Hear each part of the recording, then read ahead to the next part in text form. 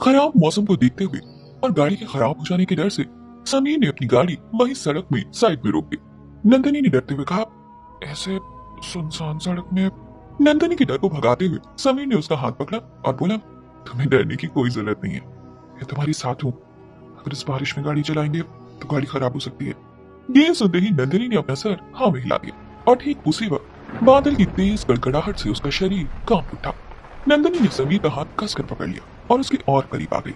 नंदनी को ऐसे बच्चों की तरह डरते देखकर समीर को उस पर प्यार आने लगा और उसने अपना हाथ नंदनी के कंधे पर रखते हुए उसे और कस के पकड़ लिया। बारिश और तेज हो गई। समीर ने गाड़ी का एसी बंद कर दिया था ताकि नंदनी को ठंड ना लगे।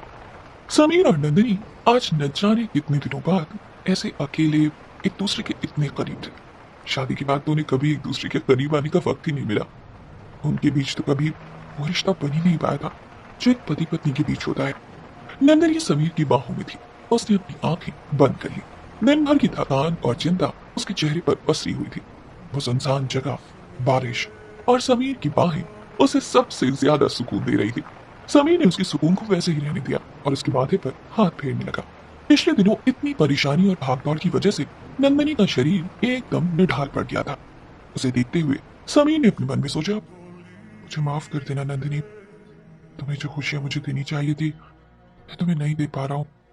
अपनी जिंदगी में आज से पहले इतना मजबूर कभी खुद को महसूस नहीं किया था। शादी करके तुम मेरे घर में आई हो, मेरी जिंदगी में आई हो, लेकिन मैं इस बात का जरा भी ख्याल नहीं रख पा रहा हूँ। बल्कि जब से तुम आई हो तुम ही मेरा ख्याल रखती जा रही हो। समीर के दिमाग में यही सब चल रहा था कि तभी अपनी खिड़की से बाहर जलती हुई एक रोशनी ने उसका ध्यान अपनी तरफ खींचा। उस रोशनी की तरफ देखते हुए समीर ने सोचा, ऐसा लग रहा है जैसे वहां कोई घर है। कौन हो वहां इसका तो कोई पता नहीं है, लेकिन हमें शायद उनसे मदद लेनी चाहिए। इसी बहाने नंदिनी को भी थोड़ा आराम मिल जाएगा। यही सब सोचते हुए समीर ने नंदिनी से बहुत धीरे से कहा, नंदिनी। बहुत ही थकी हुई आवाज से नंदिनी ने जवाब दिया, तभी समीर ने बड़े प्यार से कहा, वो देखो, लगता है कोई घर है, हमें चलकर देखना चाहिए। ये बारिश तो मुझे नहीं लगता कि अभी रुकने वाली है। नंदिनी ने इस बात पर एतराज जताते हुए कहा, लेकिन समीर, अगर किसी को पता चल गया तो। समीर ने कुछ सोचते हुए कहा, लेकिन नंदिनी, हम दिल्ली से 200 किलोमीटर दूर आ चुके हैं, मुझे नहीं लगता कि हमें यहाँ कोई जानता होगा। नंदिनी को समीर की बात ठीक ही लगी और उसने आगे कहा, लेकिन हम वहां जाने में भीग जाएंगे। तभी समीर ने उसे याद दिलाते हुए कहा, हमारे पास कपड़े हैं नंदिनी, मैं डिक्की से बैग निकाल लेता हूँ। ये कहते हुए समीर गाड़ी से उतर गया और डिक्की से बैग निकालकर पीछे वाली सीट पर रखा और एक जोड़ी अपनी और नंदिनी के कपड़े निकाल लिए। नंदिनी भी गाड़ी से उतर गई तो समीर ने अपना ओवरकोट अपने और नंदिनी के सर के ऊपर कर दिया ताकि वो भीगने से बच सके। लेकिन उस घर तक जाते जाते समीर का नंदिनी के ऊपर वो कोट रखना सिर्फ आशिकी फिल्म के पोस्टर की तरह रह गया और वो दोनों पूरी तरह से भीग चुके थे।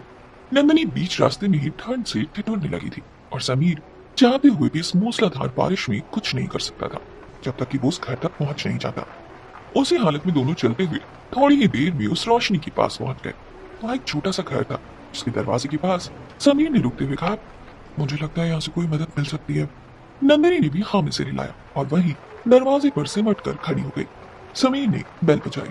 2 से 3 बार भी बेल बजाने के बाद किसी ने दरवाजा नहीं खोला और दोनों को अब कोई उम्मीद नहीं रही कि यह दरवाजा उनकी मदद के लिए खुलेगा।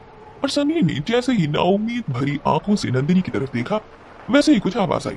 ये आवाज सामने से दरवाजा खुलने की थी। समीर ने जैसे ही सामने देखा तो एक करीब 25-26 साल का नौजवान लड़का खड़ा था। उसने समीर को ऊपर से नीचे तक देखा। तभी समीर ने अपने चेहरे पर हल्की सी मुस्कुराहट लाते हुए कहा, हेलो, मैं समीर हूँ। दरअसल हम लोग ट्रैवल कर रहे थे, लेकिन मौसम खराब होने की वजह से यहाँ रुकना पड़ा। बारिश बहुत तेज थी और आपका घर सामने दिख रहा था, तो सोचा कि हेल्प ले लें। क्या हम थोड़ी देर के लिए यहाँ रुक सकते हैं जब तक बारिश नहीं रुक जाती? उस लड़के के पीछे से एक लड़की की आवाज आई, कौन है रोहन, इतनी रात में? रोहन ने उस आती हुई आवाज का जवाब देते हुए कहा, बेबी वो। इससे पहले कि समीर के सामने खड़ा वो लड़का अपनी बात पूरी कर पाता, उस लड़के के पीछे अपने बालों को समेटते हुए उसकी पत्नी आ गई। रोहन ने अपनी पत्नी को देखते हुए कहा, ये कहीं जा रहे थे, लेकिन बारिश तेज होने की वजह से रुकना पड़ा। उस औरत की आवाज सुनते ही नंदिनी भी समीर के पीछे आ खड़ी हुई, जो अभी तक दरवाजे के बगल में खड़ी थी। नंदिनी को ठंड से कांपते हुए देखकर रोहन के पीछे खड़ी उस लड़की का दिल पिघल गया और उसने दोनों को ध्यान से देखते हुए कहा, आप लोग बाहर क्यों खड़े हैं? अंदर आ जाइए।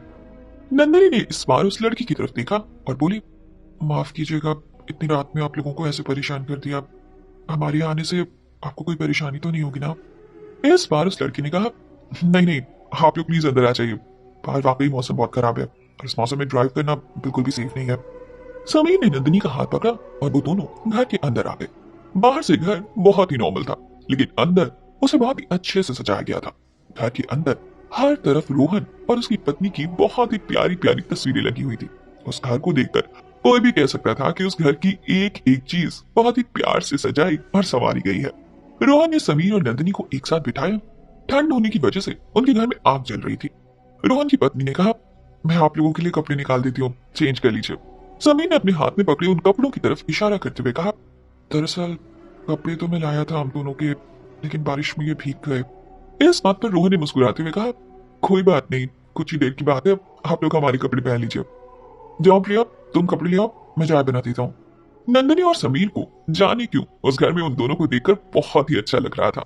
रोहन ने समीर को देखते हुए कहा, आप लोग ऊपर चले जाइए, प्रिया कपड़े वहीं पहुंचा देगी, मैं तब तक कुछ खाने पीने का इंतजाम करता हूँ। समीर और नंदिनी ऊपर चले गए। लगभग 5 मिनट के बाद वहां पर प्रिया आई और उसने दरवाजा नॉक करते हुए कपड़े समीर और नंदिनी के हाथ में पकड़ा दिए और बोली, आप इसे बदल लें जल्दी से, नहीं तो ठंड लग जाएगी। नंदिनी ने हाँ में सिर हिलाया और उसे बड़े प्यार से देखते हुए बोली, आपका बहुत बहुत शुक्रिया। रोहन और प्रिया दोनों ने मिलकर नंदिनी और समीर की उस रात जितनी मदद हो सकती थी उससे भी कहीं ज्यादा मदद की। समीर और नंदिनी के लिए दोनों ने मिलकर कुछ खाने को बनाया और चाय कमरे में पहुंचा दी। चाय पीने और कुछ खाने के बाद भी नंदिनी की ठंड कम नहीं हुई। अभी दोबारा से किसी के दरवाजा नॉक करने की आवाज आई। इस बार दरवाजा समीर ने खोला तो सामने रोहन खड़ा था। उसने समीर की तरफ देखते हुए कहा, माफ करिएगा, वो दरअसल मैं नीचे ड्रिंक कर रहा था तो सोचा आप लोगों से भी पूछ लूं, क्या पीना पसंद करेंगे? समीर ने एक बार पीछे मुड़कर नंदिनी की तरफ देखा और फिर बिना कुछ कहे वापस रोहन की तरफ देखते हुए बोला, नहीं, उसकी कोई जरूरत नहीं है। समीर की ना सुनते ही नंदिनी ने कहा, समीर, अगर तुम चाहते हो तो नीचे जा सकते हो, मुझे कोई दिक्कत नहीं है। ये सुनते ही रोहन ने समीर को छेड़ते हुए कहा, आपको तो भाभी ने परमिशन दे दी, अब इससे ज्यादा और क्या चाहिए? लेकिन सच बात तो ये थी कि समीर नंदिनी से परमिशन नहीं लेना चाहता था, बल्कि उसे तो नंदिनी की चिंता हो रही थी, इसलिए उसने मना किया था। समीर ने रोहन के कंधे पर हाथ रखते हुए कहा, नहीं नहीं, इसकी कोई जरूरत नहीं है, बारिश रुक जाए तो हम निकल जाएंगे। रोहन ने अभी तक अपने दोनों हाथों को पीछे रखा था, जिसे आगे समीर की तरफ किया तो एक वोडका की बोतल दी। नीचे नहीं पीना है तो यहीं पी लीजिए, ठंड चली जाएगी। ये बात उसने धीरे से समीर के कान में कह दी और बोतल पकड़ाते हुए वहां से चला गया। वो इतनी तेजी से भागा कि समीर उसे दोबारा मना भी नहीं कर पाया। समीर ने बोतल देखी और कमरे के अंदर उसे ले आया, जिसे देखते हुए नंदिनी ने कहा, ये मैं पी लूं? समीर अचानक से नंदिनी की बात पर हंस पड़ा और बोला, तुम पियोगी? उसे हंसता हुआ देखकर नंदिनी ने गुस्से से कहा, हाँ, क्यों, मैं नहीं पी सकती? इस बात पर समीर ने उसे छेड़ते हुए कहा, हाँ, तुमने पिया था एक बार, याद है तुम्हें? नंदिनी को अचानक से याद आया कि कार्तिक की बहन के बर्थडे पर उसे गलती से लावण्य ने अल्कोहल पिला दिया था और उस रात समीर ने उसे कैसे संभाला था। नंदिनी ने नकली का गुस्सा दिखाते हुए कहा, वो बात बहुत पुरानी है, और समीर के हाथ से वोडका की बोतल ले ली और उसे खोलकर मुंह में लगा लिया। 2 से 3 घूंट पीने के बाद उसने अपना गंदा सा मुंह बनाते हुए कहा, ये तो बहुत कड़वा है। समीर उसकी इस नादानी पर हंस पड़ा और कहा, इसे ऐसे नहीं पीते, और तुम मत पियो नंदिनी, तुम्हें चढ़ जाएगी। इस बात पर नंदिनी ने समीर की आंखों में आंखें डालते हुए कहा, तो आप तो मुझे नहीं संभालोगे? इस बात पर समीर उसके और करीब गया और नंदिनी के गालों पर हाथ रखते हुए बोला, मैं हमेशा तुम्हें संभालूंगा, हमेशा। यह सुनते ही नंदिनी ने दोबारा से उस बोतल को मुंह में लगा लिया और गटागट वो बोतल से ही वोडका पीने लगी। समीर ने उसे रोकने की कोशिश भी की, लेकिन नंदिनी नहीं मानी। वो बिल्कुल ऐसे कर रही थी मानो कोई छोटी बच्ची हो। 15 से 20 मिनट में ही नंदिनी खड़े खड़े हिलने लगी। तभी समीर ने उसके हाथ से बोतल छीन ली और उसे वहीं टेबल पर रखते हुए कहा, बस करो नंदिनी, हमें निकलना भी है, रात के 2 बज रहे हैं। नंदिनी ने नशे में ही उसकी बात को इग्नोर करते हुए कहा, समीर, मुझे ठंड लग रही है, तुम और पास आ जाओ ना। समीर उसे ऐसे नशे में देखकर डर गया और बोला, नंदिनी, तुम ठीक तो हो ना? नंदिनी अचानक से समीर के बहुत करीब आ गई और बोली, और पास आओ ना। समीर उसके और करीब गया। नंदिनी ने फिर कहा, और पास। समीर और पास आ गया, इतना कि अब नंदिनी की गर्म सांसें उसे महसूस होने लगी थी। नंदिनी ने अपनी बाहें समीर के कंधे में डाली और अपनी नाक से उसकी नाक को टच कराते हुए कहा, और बस। इस बार समीर ने नंदिनी की कमर पर हाथ रखा और उसे अपनी तरफ खींच लिया। नंदिनी ने अपने चिन को समीर के कंधे पर रखा और बड़े ही सुकून से उसे कस के पकड़ लिया। नंदिनी के बाल अभी तक सूखे नहीं थे और ना ही समीर के बाल सूखे थे। वो दोनों ही एक दूसरे के बहुत करीब थे। समीर ने नंदिनी के कान में कहा, नंदिनी। इससे पहले कि वो आगे कुछ कहता, नंदिनी ने अपनी एक उंगली उसके होंठ पर रख दी और बोली, और उसकी उंगली के स्पर्श से समीर एकदम चुप हो गया। इधर थोड़ी देर पहले कश्यप हाउस में अवनी लगातार बड़बड़ाई जा रही थी।